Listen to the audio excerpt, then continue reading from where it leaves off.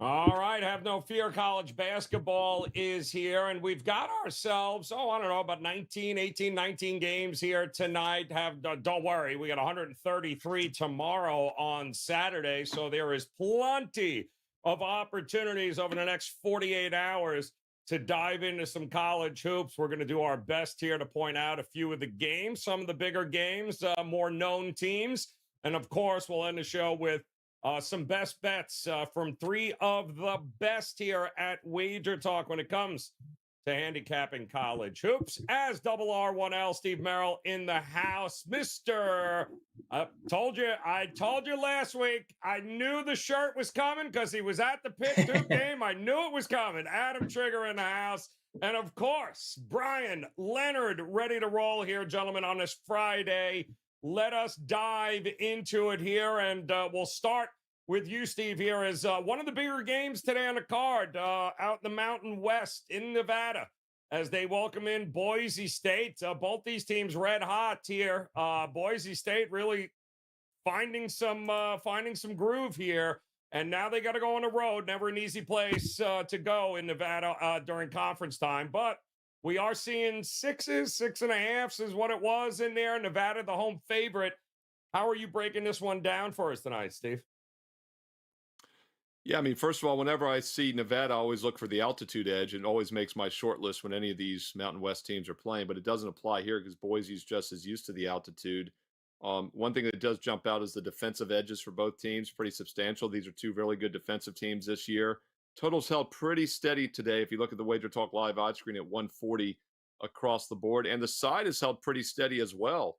-6 opener, and that's currently -6 across the board for Nevada. So even though this is the late night semi-bailout special for Friday night college hoops, very little movement so far on either the side or total. And although Nevada doesn't have the altitude edge, I do think they have a couple other edges here. Still a very strong home court where they're undefeated this year, 9-0 straight up, 15-1 overall. And while both teams have been playing good defense, offensively, I rate Nevada as a substantially better team, the much more efficient team. And when I'm backing road teams, I always want to have a good shooting team, a good offensive team. And I'm just not sure Boise's good enough to get it done here away from home. And if you look at their numbers, 8-0 at home, just 3-4 when away this season as well. So I like the home court setup, even though they don't have an altitude edge tonight. I think Nevada -6 is the way to play it. They also hit 73% from the free throw line, which means they should be able to extend their lead down the stretch. And they don't rely on the three-pointer as much as Boise. They're more consistent scoring down low, and that's another reason why they're a more efficient offensive team this season. So the late night game at 10:30 Eastern between Boise and Nevada, I would lean towards Nevada -6 at home this evening on Friday. All right, good stuff. Both teams, a lot of experience on both of those teams there, which is usually why you get some pretty good basketball. And it should be a good one here tonight as well. And Trig, it should shock nobody here that follows the show. Certainly hope you guys have hit the subscribe button and the like button along the way. But far be it from me to stand in the way of Trig talking about Buffalo basketball, because that's exactly what he's going to do here as they're taking on Brian Leonard's favorite, Akron, here.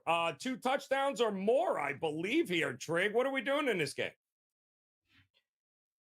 So I just want to talk about both of these teams because I feel like I have a pretty good beat on both of these programs. And I didn't make a bet yet in this game, but I'll tell you like how I would bet it. And I guess a couple of different ways that I'm looking at this. So first of all, I disagree with like the Buffalo money that's come in on this. Like it's been bet down. I think it was 17.5 down to 16. It's got me looking to lay the points with Akron here. Listen, I understand why Buffalo kind of has taken some money in the market the last couple times out. The consensus, I think, here is they can only play better than they have to this point.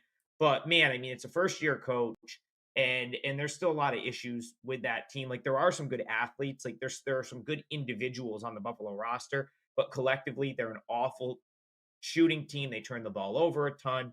It's just not a great situation, in my opinion.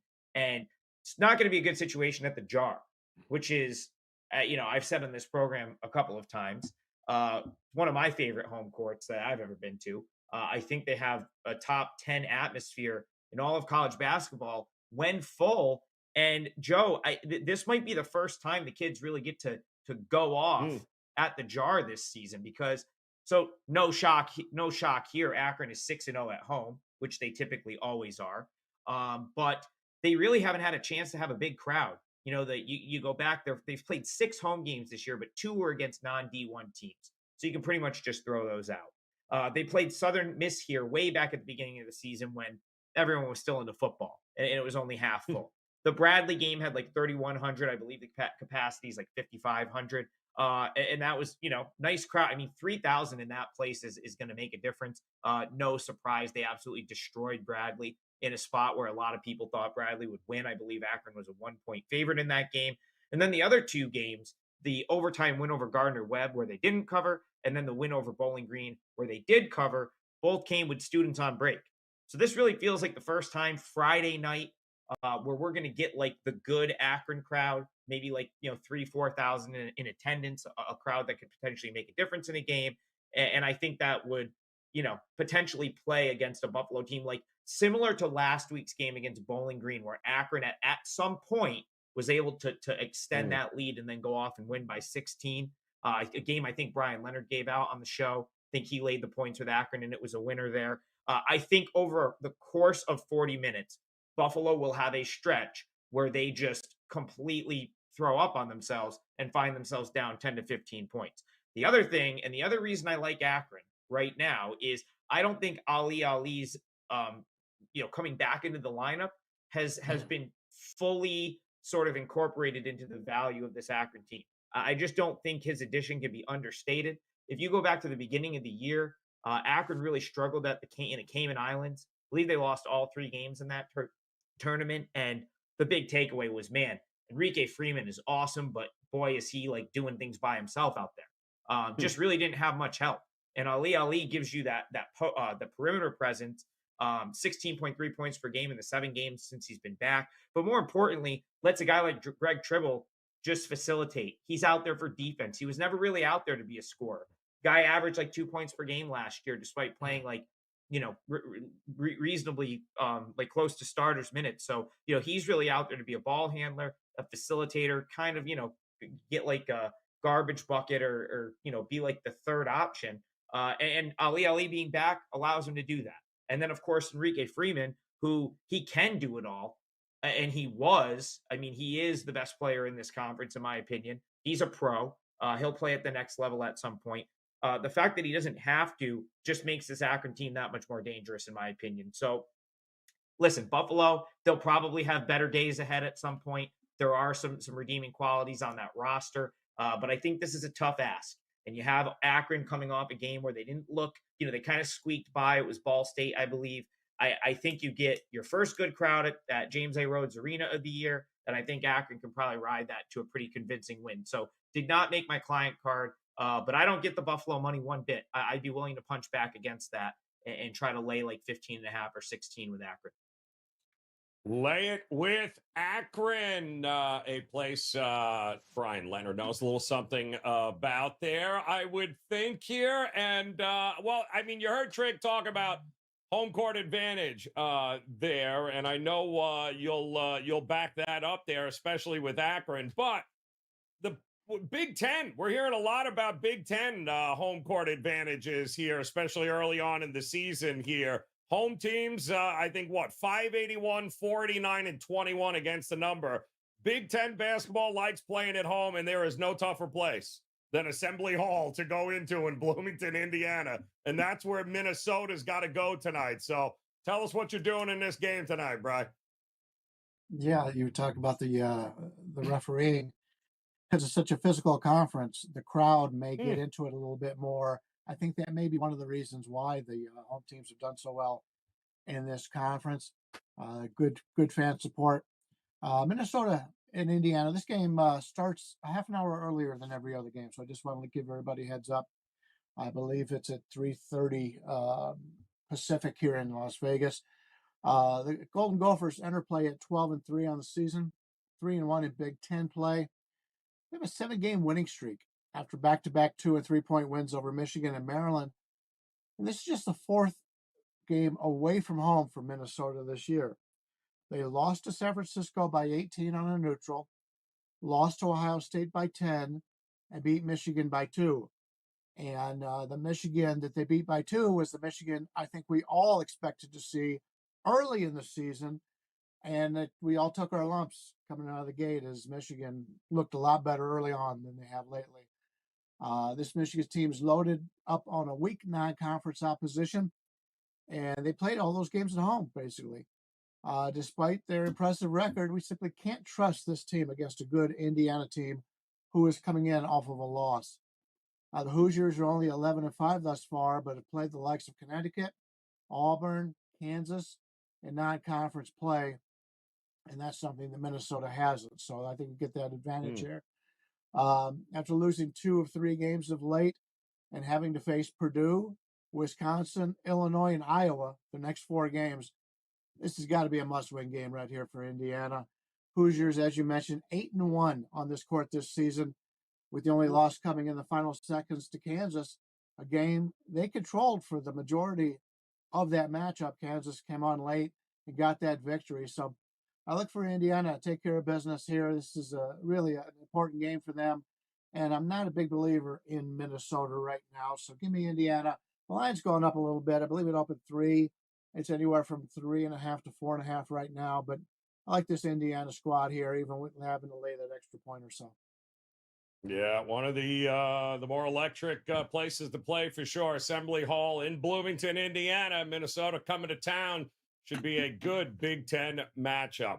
All right, so a couple of big game breakdowns here on a 17-game slate here tonight. We do have a few best bets that we are going to run past you as well. So certainly hope that you'll go ahead, hit the subscribe button as well as hit that like button, as we'll kick it off with our friends from the Gold Sheet who picked the game here tonight off the board. And instead of breaking it down, I figured I'd just let Ralph Michaels, who was on Wager Talk today earlier, they are in full agreement with who's going to win this Kennesaw State, Florida Gulf Coast game. Let's hear what he's got to say. So now you have Florida Gulf Coast, only 7 players deep, playing a second road game in 3 days against the Kennesaw State team faster than any. And if you look at Kennesaw State, they are a 3-point shooting team. Again, as you would expect from Alabama, 61% of every field goal attempt has been 3-pointers. And this Florida Gulf Coast team, number 350 in 3-point defense. If this game's close at half, no need to worry. I might even look at it as a live betting situation. I expect the Owls to pull away clearly in the second half against a very depleted and tired Florida Gulf Coast team.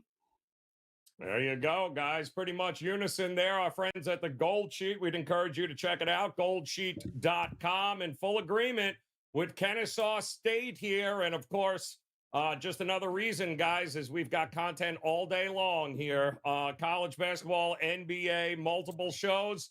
Hit that subscribe button, get access to it all throughout the day. Nobody has more daily content than Wager Talk TV. So we take it back to Steve Merrill, who was on Wager Talk today, stepping in for the Prez earlier. Merrill, on this Friday, I know you're locked and loaded across a bunch of sports here heading into this weekend. So tell us what you got and break down the best bet for us here tonight on the card.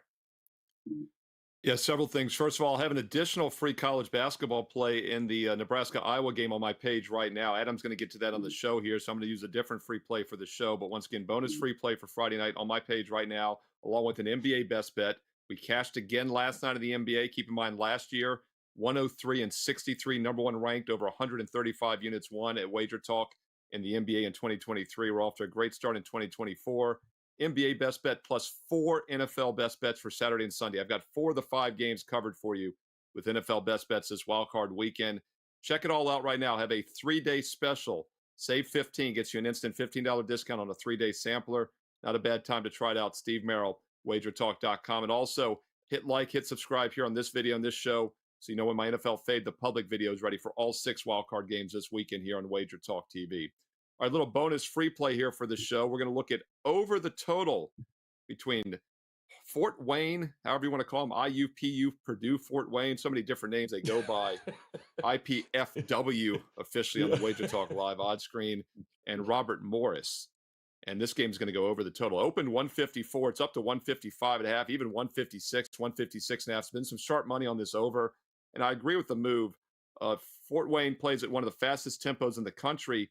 And Robert Morris is playing much faster this year than they have in years past. They're in the top third as well. And I think this game gets up and over. And both these teams just played Wright State recently over the past week. And boy, did they struggle to stop Wright State. Now, to put this in perspective, Wright State plays extremely fast, one of the 30th fastest teams in the country. Great offense and one of the 10 or 20 worst defenses. So not a surprise those were high-scoring games. But the defense is what I want to talk about. Robert Morris gave up 61% shooting 2 nights ago on Wednesday at home. And then one game right before that, last Saturday at home, Fort Wayne allowed Wright State to shoot 66% from the field. That tells you how bad these two defenses are. 2 bad defenses, fast-paced game. I look for some points tonight. Take over the total, over the 155.5 between Indiana, Purdue, Fort Wayne, whatever you want to call them, and Robert Morris. Tips off at 7 p.m. Eastern. And don't forget a bonus free play, Iowa, Nebraska, and an NBA best bet and 4 NFL best bets on my page right now, Steve Merrill, WagerTalk.com. All right, good stuff. I know I could see Brian Leonard. Could you imagine the Purdue Fort Wayne people being confused with IUPUI and absolutely dying? Don't do that. Don't do that. Nobody wants to be IUPUI. Nobody. Absolutely not. Two totally Hey, Joe, different what's funny about that too. real quick, the reason I was joking about it is because on Wager Talk, on the live odds screen, it is listed IPFW. And I'm looking at the KenPom rankings here to look at their pace or whatever, and they're not there. So I say, well, maybe they're under Purdue. And I go all the way down on KenPom. They have them as Purdue Fort Wayne. So, yeah, it's all over the place. But there is the IUPUI also. I think they dropped the I. I'm pretty sure they dropped the I going into this year. Because they're a team. So that's why. There's no I in team. You know that, Adam. Yeah, well, it was IPFW forever. I'm pretty sure they officially want to just be called Purdue University Fort Wayne or Purdue Fort Wayne. Yeah, that's Wager Talk live odds screen still has Cleveland Indians and Washington Redskins, so that makes sense. Yeah, there you go. Well, I'll tell you what, they're dropping it because they don't want to be considered IUPUI. I can assure you that is correct. That. Trig, what is going on here, man? Heading into a loaded weekend again, 133 games tomorrow, 17 tonight, a lot of football. Tell the folks what you got going and talk about this big Nebraska-Iowa Big Ten matchup coming up here tonight. Yeah, well, first of all, Steve and I are on the same page here because Iowa, if he was going to use Iowa, I was going to use Nevada. And then to not clash, he took Nevada. And I agree with what his free play would be, which is the Iowa Hawkeyes winning in this spot at home. Now, the line kind of got pushed up quickly. 4.5 makes it tough. I would kind of keep it more of a free play. But, on a small slate where there's not that much, I mean, I really do like Iowa to win this game. I've probably followed Iowa as close as any Big Ten team over the years, pretty much since Fran McCaffrey took the Iowa job all those years ago. He was, of course, at Siena before that. And I got to say, I wish Ralph was on the show. He'd probably be able to cue this up real quick. It feels like Iowa never loses this Friday night home game. Probably happens once a year, maybe twice. I swear they used to play this game before Big Ten playing on Friday night was a normal thing. I mean, they must be close to undefeated in the Friday night sort of standalone home game at Carver Hawkeye Arena. The splits at Carver Hawkeye, once again, ridiculous for Iowa. 7-1 at home, 0-4 on the road, but no problems ever at home for this Iowa team. It's you could set your watch to it, Joe. Every year they're absolutely money at home, and I think that's probably the case again tonight.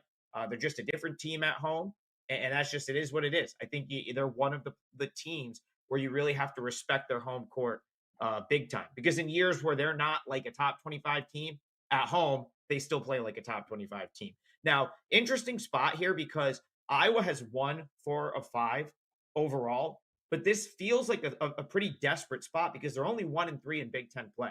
If you go back to December, they lost to Purdue and Michigan in that sort of Big Ten opening weekend that they do first week in December, and then they've split since. So even though they're kind of rolling into this game, I feel like this is a really sort of desperate spot for them to avoid going to 1-4 in conference play. And on the other side, couldn't really ask for a worse spot for Nebraska. They just beat number 1 Purdue and now have to go on the road to play, a team that has as good of a home court edge as you're going to find in the Big Ten. What really kind of pushes me to the Iowa side here is the matchup, though. Nebraska, they're not really built to attack the zone, which is what Fran McCaffrey's probably going to sit in here. They like to go dribble kick, dribble handoff. They want to sort of like dribble, get into the paint, and kick it out, to a 3-point shooter. But Iowa kind of sits in their zone, and that's what Fran's probably going to do tonight, forcing Nebraska to kind of move the ball, through the air around the perimeter, which is not really their forte. I mean, they can hit the three, but I think getting open threes against the zone is going to be a little bit more difficult for this Nebraska team. So I'm not in love with Iowa as a team this year, but the home road splits over the years is really tough to ignore with a team like Iowa. This place is going to be rocking. I really do think Iowa probably gets it done. And if they get it done, is it probably by 5 or more? Yeah, I would think so. So Iowa -4.5 will be my free play for Friday. Yeah, I mean, what they've had enough time to get ready for this game. Iowa, nice win against Rutgers last time out, so they're rested, ready to roll. And Patrick, McCaffrey should have everybody ready to roll here tonight in Iowa City, where strange things always seem to happen there. Brian Leonard, no stranger here to winners, no doubt, and you have, I am sure, a couple of things locked and loaded, getting ready for this weekend. Tell us about that and break it down for us as, I don't know, I've given up on Villanova. I'm hoping you can shed some light on it. The team drives me absolutely crazy, but they are taking on DePaul. Might as well be. But go ahead. What do you got for us? Yeah, we've got a nice hockey winner for you tonight. A total in the NHL, 5-0 the last 3 days or whatever in the NHL, including both 5% winners, both by 3 goals each. That's what you like to see with a 5% play. So we've done very well in hockey, up to number 2 again this season in net profit, number 1 the last 7 years. I've got a top total up for today. Anytime I'm looking to make some money in college basketball, I just say to myself, fade DePaul, fade DePaul. We've been doing it all season long. And what's amazing is when teams are really bad early, usually the line catches up to you. They haven't caught up with DePaul. It's just one of those things that as the season goes on, okay, now they got to go on a spread streak here. No, they're not getting any better. It's just something that I take a look at anytime this team plays. South Dakota, Louisville, and Chicago State. Those are the only 3 teams the Blue Demons have beaten this year. Cardinals ranking 177th, at least in my power ratings, along with 2 teams ranking in the 300s. That's it for victories for a team playing in the Big East. This is the 4th road game for DePaul this season. So unfortunately for themselves, a lot of these games have been at home and they still haven't won them. The first 3 contests on the road so far this year were losses by a combined 57 points. I'm not a math major, but 57 divided by 3 is 19. And what do you know? Today's line is 19 on this game. Villanova's already pounded DePaul by 36 on the road. Now they face them at home off of an embarrassing 81-71 home loss to St. John's. This is one of my favorite handicapping angles. Playing on a superior team off of a loss when taking on an opponent they know they can dominate. I expect Villanova to really take it to DePaul here, especially when you take a look at the schedule coming up. They've got Marquette, Connecticut, and that's St. John's revenge on deck. So this is a game the Wildcats could take out some frustrations. I'm with you. This is a team that has been very up and down this year. But I think they really take it out on DePaul here. And DePaul is just a bad team playing on the road, even worse. Give me Villanova minus the big number here.